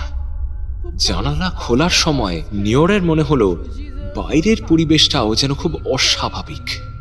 একটা গাছের পাতাও নড়ছে না, গাছগুলো কেমন যেন থমকে আছে। ঘুটঘুটে অন্ধকার, একটা জোনাকি পর্যন্ত নেই। নিশাচর পশু পাখিরাও যেন মন্ত্র বলে ঘুমিয়ে পড়েছে আজ। রাত এখন 2টো। এই সময় চাঁদ আকাশের গা বেয়ে ওপরে ওঠে। আজ কেমন যেন একই জায়গায় আটকে আছে চাঁদটাও। চারপাশের জঙ্গলটার মাথা ছুঁয়ে যেন একটা কুয়াশার শাল টানা রয়েছে। ধীরে ধীরে অল্টারের সামনে গিয়ে দাঁড়ালো নিওর। এদিকে হাঁটু মুড়ে বসে আকাশের দিকে 2 হাত প্রসারিত করে মন্ত্রোচ্চারণ করে চলেছেন 6 জন exorcist. Oh Lord, Creator, look upon them today. Purify their hearts. Amen. হে প্রভু, সৃষ্টিকর্তা আজ তাদের দিকে তাকাও। তাদের অন্তরকে পবিত্র করো, পবিত্র করো তাদের অন্তরকে। আমেন। মোমগুলো শেষ হয়ে আসছে। একটু যেন ঘুম আসছে নিওরের। আর দাঁড়িয়ে থাকতে না পেরে সে এসে বসলো চেয়ারে। বসতেই মনে হলো কাদের যেন ফিসফাস কথার শব্দ শোনা যাচ্ছে। আর প্রায় সাথে সাথেই শোঁ শোঁ করে কোঁকিয়ে উঠল বাতাস। বাইরে ঝড় উঠেছে। কয়েক মিনিটের মধ্যেই ঝড়টা যেন এক প্রবল আকার ধারণ করলো। যেন ভেঙে পড়তে চাইছে সমস্ত গাছপালা। একে একে নিভে যাচ্ছে মোমবাতিগুলো। নিওর ছুটল খোলা জানালা বন্ধ করতে। পিছনের পুকুরটা দেখা যাচ্ছে জানালা দিয়ে। দুপুরে কি ভীষণ শান্ত ছিল সেটা। এখন পাক খেয়ে দুলে দুলে উঠছে তার জল। আগ্রাসী আক্রোশে যেন ফুঁসছে। যেন সুযোগ পেলে মহাসাগরের মতো প্লাবন তুলে ভাসিয়ে নিয়ে যাবে এই গির্জা, এই স্থান, এই শহর পর্যন্ত। ঘরের মধ্যে আস্তে আস্তে অন্ধকার নামছে। নিভে যাচ্ছে এক একটা মোম।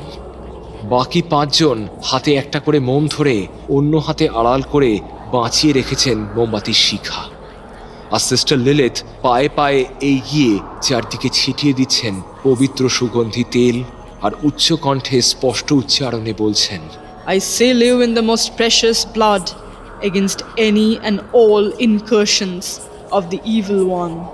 আমি এই পবিত্র অমূল্য রক্তে সিঞ্চিত করেছি এই স্থান অশুভ শক্তির এবং শয়তানের যে কোনো এবং সমস্ত আক্রমণের বিরুদ্ধে। আমেন। বাইরে পৃথিবী তোলপাড় করা ঝড়ের তাণ্ডব, যেন 2 অদৃশ্য শক্তিশালী প্রতিপক্ষের দ্বৈরথ সমর। বেশ অনেকক্ষণ ধরে চলল সেই ঝড়। তারপর আস্তে আস্তে সেই তুফানও থেমে এলো।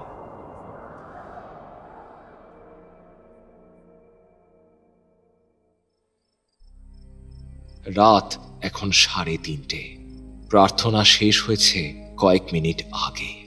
ক্লান্ত সিস্টার লিলিথ এসে বসলেন নিওরের পাশের চেয়ারে। বাকিরাও এসে বসছেন এদিক ওদিক। এতক্ষণ ধরে মনোসংযোগ আর ধৈর্যের কঠোর পরীক্ষা চলছিল তাদের। সকলেই ক্লান্ত। সিস্টারের নির্দেশে জ্বালিয়ে দেওয়া হলো চার্চের আলো। খুব জোরালো আলো নয়, সেই কম আলোয় এখন ঘরটাকে কেমন যেন বিষণ্ণ দেখাচ্ছে। কারো মুখেই কোনো কথা নেই। এত রাতে তারা আর বেরোবেন না। আজ বাকি রাতটা তারা এই চার্চেই কাটাবেন। আর কিছুক্ষণের মধ্যেই ভোর হয়ে যাবে। তারপর ফিরে যাবেন সকলে। বেশ কিছুক্ষণ ঘাড় এলিয়ে চোখ বন্ধ করে বসে রইলেন সিস্টার লিলিথ। তারপর নিওরের দিকে তাকিয়ে হাসলেন। নিওর এবার প্রশ্ন করল, সিস্টার, আমি স্তম্ভিত এই অদ্ভুত অপার্থিব ঘটনা দেখে। জীবনে বলবো না, আমার যুক্তিবাদী মন যেন থমকে গেছে। কি হলো সিস্টার? অপার্থিব, অতি প্রাকৃত, সুপারন্যাচারাল, পরাবাস্তব, এই শব্দগুলো কি আদৌ সঠিক, যুক্তিসঙ্গত ডিয়ার বয়? তোমার আমার চোখে ধরা না দিলেই কি কোনো কিছু প্রকৃতির বাইরে হয়ে যায়? এই ভাবনা শুধুমাত্র আমাদের মানুষ হওয়ার অহংকার বই, আর কিচ্ছু নয়। এই প্রকৃতি বিশাল, এই প্রকৃতি প্রজ্ঞা। আমরা যা দেখি তার বাইরেও অনেক কিছু ঘটে নিওর। তাই nothing is unnatural or unearthly নিওর। সবটাই প্রকৃতির মধ্যে। আমরা অন্ধকারকে ভয় পাই, অজানাকে ভয় আমাদের, তাই ঈশ্বরের দিকে, আলোর দিকে মুখ ঘুরিয়ে বাঁচি আমরা। কিন্তু মহাজাগতিক নিয়ম ভুললে চলে, আলো থাকলে আধারও আছে এবং থাকবে। আজ কিছু বুঝলেন সিস্টার? আর ওই নারী কণ্ঠের কান্না, হাসি, ও কার? আর ওই ফিসফাস কথা? সিস্টার এবার সোজা হয়ে বসলেন, বললেন, এখানে প্রথম যেদিন এলাম, তুমি যখন দাঁড়িয়ে পুকুরটা দেখছিলে, আমি দারোয়ানকে জিজ্ঞাসা করেছিলাম। আর গতকালও ওর সাথে গেছিলাম ওর কাকার বাড়ি। বৃদ্ধ হয়েছেন তিনি, মাস 6 আগে এই চার্চে দারোয়ান হিসেবে কাজ করেছিলেন উনি। এখন অশক্ত, শয্যাশায়ী। তার কাছে জেনেছি সেই মহামারীর সময় অনেকেই এখানে আশ্রয় নিয়েছিল, অনেকেই মারা যায় মহামারীর কারণে। কিন্তু এই একজন নারীর অস্তিত্ব এখনো অনুভব করে এখানকার লোকজন। জোর দিয়ে বলতে পারি না, তবে আজ এক্সরসিজমের সময় মনে হলো এই নারীর অস্বাভাবিকভাবে অকাল মৃত্যু হয়েছিল। সম্ভবত এই পুকুরে ডুবেই তার মৃত্যু হয়েছিল, হয়তো। আমি ডেফিনেট করে বলতে পারবো না, কিন্তু এটা আমার মনে হলো। এর বেশি জানতে গেলে আরো অনেক সময় দরকার, আরো অনেক জটিল পদ্ধতি আছে। তাছাড়া প্রয়োজন আর্চডায়োসিসের অনুমতি, যেটা তারা দেবেন না। তাই এর থেকে বেশি আর কিছুই জানা যাবে না মাইসান। ভোরের প্রথম পাখির ডাক নিয়ে আসন্ন সকালের বার্তা এলো। নিয়র আর সিস্টার লিলিথ বাইরে এসে দাঁড়ালেন। শিশিরের ফোঁটায় ভোর হচ্ছে, এদিক ওদিক পাখির ডাক। মনটা বেশ ফুরফুরে লাগছিল নিয়রের। একটু একটু করে দুজনে হাঁটতে লাগলেন পুকুরের দিকে। সেদিকে এগোতেই দূর থেকে কি যেন একটা চোখে ঠেকল। এত সকালে পুকুরের পাড়ে এত কাকের ভিড় কেন? যেন কিছু অস্বাভাবিক ঘটেছে। দ্রুত পায়ে এগোলেন দুজন। পুকুর পাড়ে পৌঁছেই তারা দেখলেন একটা অঘটন ঘটে গেছে। পুকুরের জল এখন শান্ত, কিন্তু সেই শান্ত জল এখন অজস্র জলচর প্রাণীর মৃতদেহে পরিপূর্ণ। অগুন্তি মরা মাছ, জলের কীট ভেসে উঠেছে পুকুরের নিস্তরঙ্গ জলে। সেগুলোই খাওয়ার লোভে উড়ে এসেছে অজস্র কাক। আলো ফোটা আকাশে চক্রাকারে পাক খাচ্ছে চিলের দল। অসহনীয় এক দৃশ্য। আগের রাতে প্রবল ঝড়ে উত্তাল হয়েছিল পুকুরের জল, তাই কি এমন হয়েছে? পাশে এসে দাঁড়িয়েছেন তাদের 5 জন সঙ্গীও। বিমর্ষ মুখে পুকুরের দিকে তাকিয়ে থেকে সিস্টার লিলিথ বললেন, কালকের এক্সরসিজমের প্রক্রিয়াটি আমাদের সম্পূর্ণ সফল হয়নি। এখানে সারা বছর ধরে জনসমাবেশ বা ধর্মীয় আচার অনুষ্ঠান এসব পালন করা সম্ভব হবে না। বছরে 1-2 বারের বেশি এই স্থানকে বিব্রত করা ঠিক হবে না। তাহলে সিস্টার, এই এত কিছুকে সব বৃথা হয়ে গেল? না, আমার বিশ্বাস এখানে কারোর আর কোনো ক্ষতি হবে না। যে নারীর ছায়া শরীর প্রায় দেখা যায়, সে আর আসবে না। তবে এত বছর ধরে এই স্থানে এইসব গাছেদের মায়ায় এই চার্চের দেহ জুড়ে বাস করছে অনেক কায়াহীন ছায়া। জানোই তো, মায়ার টান বড় প্রবল, বড় দুর্নিবার। সেই মায়ায় আটকে নিঃশব্দে থেকে যাবে অনেকের ছায়া অস্তিত্ব। তবে তারা প্রকাশ্যে আসবে না, ক্ষতিও করবে না, কিন্তু তাদের শিকড় বাঁধা আছে এই স্থানে। সেই শিকড়টুকু ছিঁড়ে নাই বা দিলাম আমরা। কত না পাওয়া পেরিয়ে তো এক মুঠো খড়কুটো আসে হাতে। সেটুকুও যদি ভেসে যায়, তাহলে কোথায় যাবে মন? দেহের মন থাকে, তাই আমরা মনের কথা শুনে চলি। কিন্তু দেহের ঊর্ধ্বে যার অস্তিত্ব, হ্যাঁ, এমন সুন্দর পৃথিবীর মায়া কাটানো কি এতই সহজ? গেট খোলার আওয়াজ হলো। দারোয়ান ঢুকছেন চার্চের কম্পাউন্ডে। তার হাতে চাবি দিয়ে ওরা সকলে বেরিয়ে পড়লেন। আরও প্রায় সপ্তাহখানেক নিয়রের বাড়িতেই কাটালেন সিস্টার লিলিথ। এই কদিনের মধ্যে প্রায় 2 বার আর্চডায়োসিসের পক্ষ থেকে কার্ডিনাল সিস্টার লিলিথকে অনুরোধ করেছেন সসম্মানে চার্চে যোগদান করতে। তিনি প্রতিশ্রুতিও দিয়েছেন যে সময়ের সাথে সাথে সিস্টার লিলিথকে মাদার সুপিরিয়রের পদ দেওয়া হবে। কিন্তু লিলিথ প্রত্যেকবারই হেসে প্রত্যাখ্যান করেছেন সেই অনুরোধ। শেষমেশ কার্ডিনালের অনুরোধেই লিলিথ ফিরে যাওয়ার আগের দিন তার সঙ্গে দেখা করতে গেলেন। এই কদিন অফিস গেলেও আজ নিয়র ছুটি নিয়েছে। তার কথাতেই ক্ষোভ, অসম্মান প্রভৃতির বেড়া ভেঙে এত দূরে ছুটে এসেছিলেন সিস্টার লিলিথ। কোনোদিন চার্চের সাথে কোনো সম্পর্ক না রাখার অঙ্গীকারও ভেঙেছেন তারই জন্য। তাতে সে বাধিত, আপ্লুত। আজ তাই সিস্টার লিলিথকে বিদায় জানাতে আর যতটা সময় তার সাথে কাটানো যায় এই ভেবে ছুটি নিয়েছে নিয়র। দুজনকেই উষ্ণ অভ্যর্থনা জানালেন বৃদ্ধ কার্ডিনাল। বললেন, আপনি যা করলেন তার জন্য আমরা ঋণী হয়ে থাকবো আপনার কাছে সিস্টার। যদিও আমরা ঠিক করেছি যে মে মাসের প্রতি দ্বিতীয় রবিবার মানে মাতা মেরির দিবসে রিলিজিয়াস সার্ভিস পালন করব ওই সেন্ট জনস চার্চে, আর অন্য সময় দেখব যাতে রক্ষণাবেক্ষণটুকু ভালোভাবে হয়। লিলিথ বললেন, আশা করি আর অঘটন কিছু ঘটবে না, কিন্তু বোঝেনি তো যে এই মারদ যত প্রাচীন তার বুকে তত বেশি জমে থাকে নীরব ইতিহাস। তবে বিপদ আর কিছু হবে না বা অস্বাভাবিক কিছু আর দেখা যাবে না বলেই আমার বিশ্বাস। একটু আমতা আমতা করে বৃদ্ধ বললেন, ডায়োসিস তো আরো কিছু ভেবেছিল, কিন্তু আপনি তো রাজি হচ্ছেন না সিস্টার। আমি কিন্তু কলকাতাতেও ব্যবস্থা করে দিতে পারি। আপনি ফিরে আসুন সিস্টার। যা হয়েছিল আপনার সাথে সেসব। মহামান্য কার্ডিনাল, একসময় আমার যেটা আশা ছিল আজ সেটাকে লোভে পরিণত করতে পারবো না আমি। আপনি আমায় সসম্মানে প্রতিষ্ঠা করতেই পারেন, কিন্তু ফেলে আসা এই 14টা বছর যে অপমান বোধ, দুঃখ, একলা প্রহর আমি কাটিয়েছি, সেই পুরোটা সময়ের প্রতিও আমার একটা দায়বদ্ধতা রয়েছে। যে ভেবে দেখুন মহামান্য, ক্ষোভের সাথে, যন্ত্রণার সাথে, অপমানের সাথে মানুষের সম্পর্ক কিন্তু বেশি নিবিড়। সুখ আর সম্মানের স্মৃতি হালকা হতে থাকে, কিন্তু অসম্মানের কথা, অভিমানের ব্যথা হৃদয়ের খুব কাছে থেকে যায় চিরকাল। তাছাড়া লিলিথরা চিরকালই বিতাড়িত ফাদার, চিরকালই বিতাড়িত। কথা শেষ করে হাসলেন তিনি। কার্ডিনাল স্তব্ধ। নিয়রের মুখে একটাও কথা নেই। সে জানে এই বৃদ্ধ খ্রিস্টান স্তব্ধ, তার কারণ তিনি মুগ্ধ লিলিথের ব্যক্তিত্বে, জ্ঞানে এবং চিন্তা ভাবনায়। সে জানে যে এই বৃদ্ধ কার্ডিনালও জানেন যে যুগে যুগে লিলিথরা প্রজ্ঞা, লিলিথরাই প্রকৃতি। সমাজের বা ধর্মের চৌকো চৌহদ্দিতে তাদের আটকানো যায় না। দূর থেকে কয়ারের সুর ভেসে আসছে, সমবেত কণ্ঠে ঈশ্বরের প্রার্থনা। জানালার লোহার গড়াদের পেছনে দিন শেষের লাল সূর্য যেন বিদায় জানাতে এসেছে। সেদিকে তাকিয়ে লিলিথের মনটা একবার কেমন যেন করে উঠল।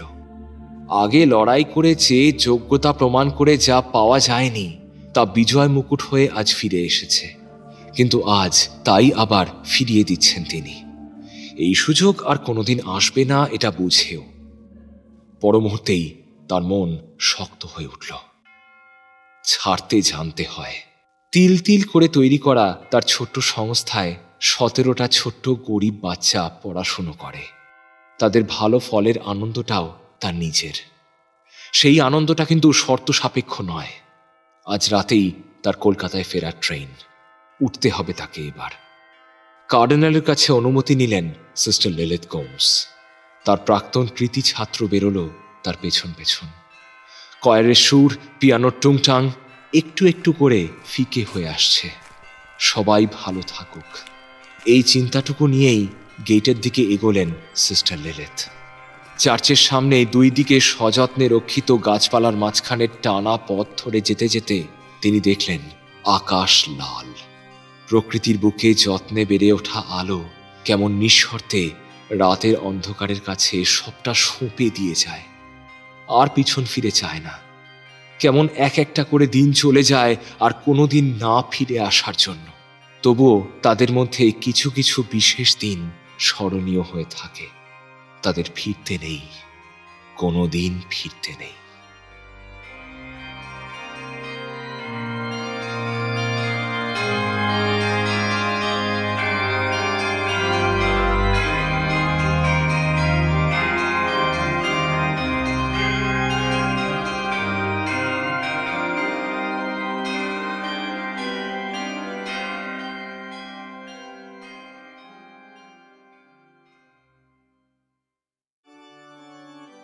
শেষ হলো আমাদের আজকের ইস্টার স্পেশাল কাহিনী লিলিথ।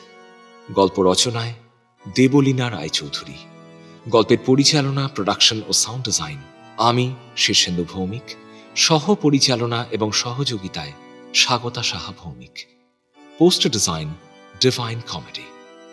গল্পের কথক এবং কার্ডিনালের চরিত্রে আমি শীর্ষেন্দু, সিস্টার লিলিথের চরিত্রে স্বাগতা এবং নিয়রের চরিত্রে শুভদীপ। আমাদের আজকের এই উদ্যোগে আমরা পাশে পেয়েছি bong story circle audio story channel থেকে শুভদীপ নাথকে। তাকে অসংখ্য ধন্যবাদ জানাই এই উদ্যোগে আমাদের পাশে থাকার জন্য। একই সঙ্গে আমরা আন্তরিকভাবে ধন্যবাদ জানাই আমাদের প্রিয় দিদি লেখিকা শ্রীমতী দেবলীনা রায়চৌধুরীকে এবং শালিধান প্রকাশনাকে এই উদ্যোগে আমাদের পাশে থাকার জন্য। আমাদের আজকের গল্পটি আপনাদের কেমন লাগলো তা অবশ্যই আমাদের জানাতে ভুলবেন না। যদি গল্পটি আপনার ভালো লেগে থাকে তাহলে প্লিজ লাইক করুন, শেয়ার করুন, আর যদি আজ আপনি আমাদের এই চ্যানেলে প্রথমবার এসে থাকেন তাহলে প্লিজ সাবস্ক্রাইব করুন। আমরা খুব শীঘ্রই আবারও ফিরে আসব আমাদের পরবর্তী গল্প নিয়ে। ভালো থাকবেন। ধন্যবাদ।